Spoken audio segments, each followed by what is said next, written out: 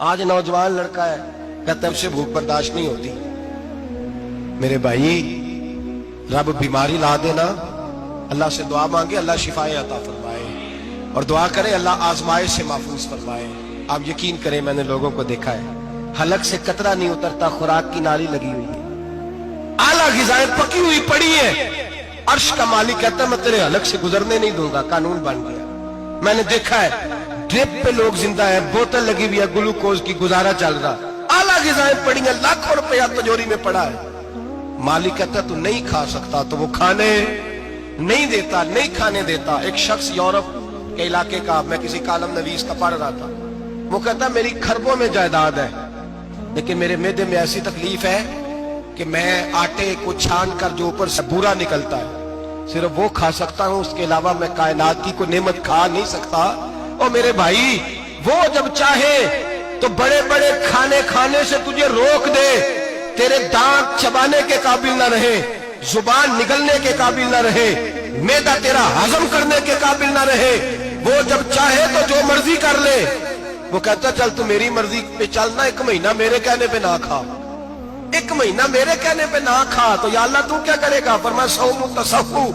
میرے نبی پاک نے فرمایا تم روزے رکھو اللہ تمہیں صحت عطا فرما دے گا، اللہ تندرستیاں دے دے گا، شفائیں دے دے گا.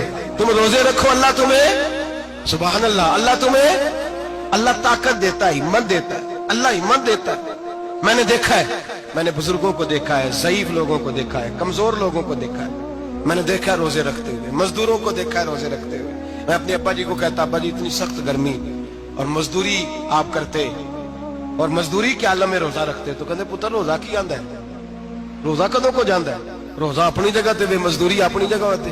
اور کئی دفعہ مینوں فرمان لگے مینوں یار سمجھ کوئی نہیں لگتی، پتہ نہیں روزے چ اللہ طاقت کتھوں دے چھڑدا ہے، اتنی زیادہ کام بھی زیادہ کریدا ہے تے روزہ بھی رکھ. بھائی صوم تصفو میرے مصطفیٰ نے فرمایا تو روزہ رکھ اللہ تجھے صحت عطا فرما دے گا.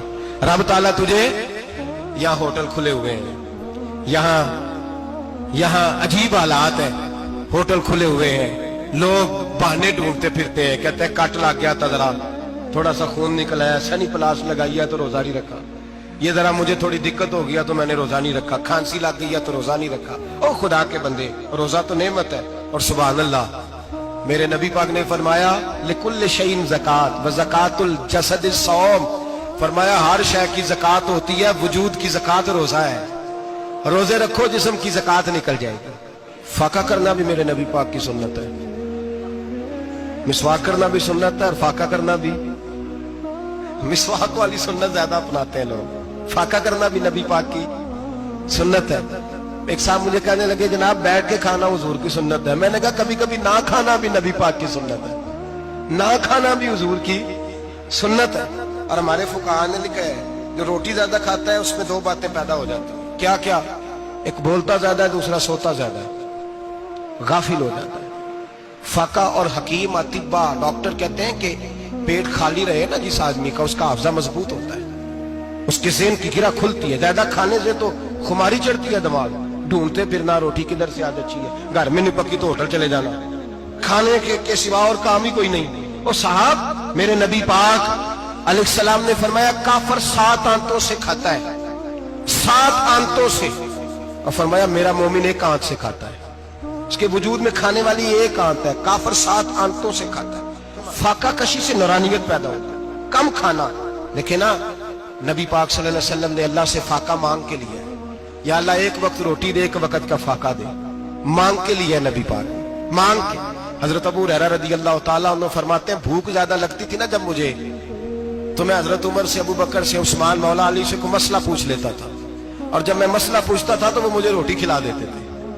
جب میں ان سے مسئلہ پوچھتا تو وہ مجھے، حضرت ابو ہریرہ فرماتے ہیں مجھے بھوک لگی، میں حضرت عمر کے پاس گیا، ان سے مسئلہ پوچھا. ان کا رواج تھا جب میں مسئلہ پوچھتا تو پہلے روٹی کھلاتے. ہمارے بزرگ یہ فرماتے ہیں کہ کھانے کھلا کے دین پڑھاؤ. صرف تمہارا کتب خانہ نہیں کھلا ہونا چاہیے، تمہارا دسترخوان بھی کھلا ہونا چاہیے. کسی نے نبی پاک صلی اللہ علیہ وسلم سے پوچھا تھا بہترین مسلمان کون ہے؟ حضور نے فرمایا جو سلام لینے میں پہل کرے اور روٹی زیادہ کھلائے، جو روٹی سے ہر وقت فکر کرے آ یار تو روٹی کھا لے، روٹی کھانے کی طرف توجہ دلائے. کھلانا سنت ہے، زیادہ کھانا اس میں بھی فرق رکھے. تو نبی پاک صلی اللہ علیہ وسلم کے صحابی حضرت ابو ہریرہ رضی اللہ تعالیٰ عنہ فرماتے ہیں میں نے حضرت عمر سے مسئلہ پوچھا، میں نے کہا حضور مسئلہ بتائیں، تو کہتے پہلے ان کی عادت تھی جب میں مسئلہ پوچھتا تو روٹی بھی کھلاتے، آج انہوں نے مسئلہ ہی بتایا ہے، روٹی کوئی نہیں کھلائی۔ تو مجھے کہنے لگے ابو ہریرہ تو سوچتا ہوگا روٹی نہیں اس نے پوچھی، تو نے کب سے کھانا نہیں کھایا؟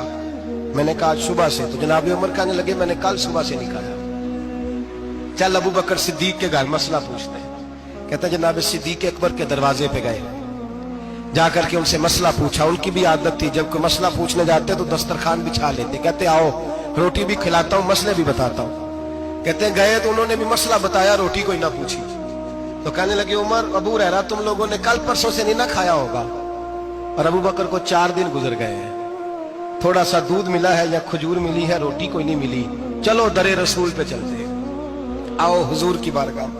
کہتے ہیں نبی پاک کی بارگاہ میں آئے، حضور نے چہرے دیکھے، کریم سے مسئلہ نہیں پوچھنا پڑا۔ میرے مصطفیٰ کریم نے فرمایا بھوک لگی ہوئی ہے تم تینوں کو؟ 3-4 دن ہو گئے؟ اللہ کے رسول نے فرمایا مجھے پورا ہفتہ ہو گیا ہے۔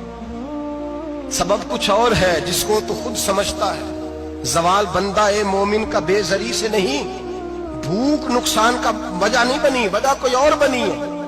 رشوتیں جو بازار گرم ہوئے ہیں لوٹ مار کے، یہ روٹی کے لیے نہیں، یہ زیادہ کھانے کے لیے، یہ بینک بیلنس کے لیے گرم ہے۔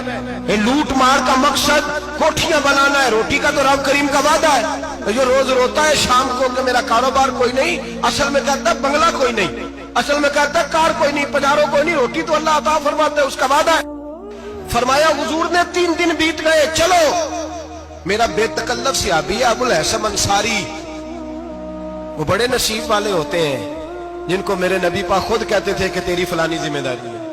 اس زمانے کا تو کسی کو کہہ دیا جائے یہ تیری ذمہ داری ہے تو کہتا ہے یہ تو پھٹیکے ڈالنے لگ گیا، یہاں سے تو چھٹی کر جانی چاہیے۔ خوش ہوتے تھے صحابہ کہ ہماری ذمہ داری لگی۔ کہتے ہیں حضرت ابو الحسن انصاری کے گھر گئے، نبی پاک نے فرمایا بھوک بڑی لگی ہے کھانا لا۔ کہتے ہیں حضور نے اسے کہا تو اس آدمی کو تو وجد ہی ہو گیا، اس نے کہا میرے اتنے نصیب کہ حضور کا یہ کھانا کھلا۔